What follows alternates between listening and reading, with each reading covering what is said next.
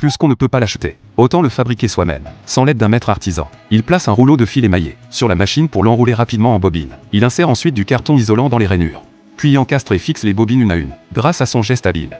Toutes les bobines sont solidement fixées, et l'ébauche d'un moteur prend forme. Il tire les extrémités de fil laissées de côté, et attache fermement les bobines avec du fil de coton. Une fois le tout bien rangé, cet atelier de Peshawar peut se préparer à fabriquer, à partir de ce moteur, un objet pratique pour les habitants de la région. Comme les produits finis sont solides, et offrent un excellent rapport qualité-prix, ils sont très appréciés des habitants locaux, et la demande dépasse souvent l'offre. Il suffit de relier les fils aux bornes, de les fixer dans la boîte à bornes, et d'appliquer une couche de vernis isolant sur les bobines du stator. C'est la première étape de la fabrication. Après avoir installé un capot avant, on peut alors enfoncer le rotor au centre, pour assembler un moteur complet. Au vu de la forme du capot avant, il est évident que le moteur n'en constitue que la base. Il suffit donc de les emboîter ensemble, de visser les vis pour les fixer solidement, puis d'installer sur l'arbre du moteur, au niveau du capot avant, un ensemble de composants essentiels. Il s'agit de la roue circulaire. Il y a 2 roues. On enfile la roue de premier étage sur l'arbre du moteur.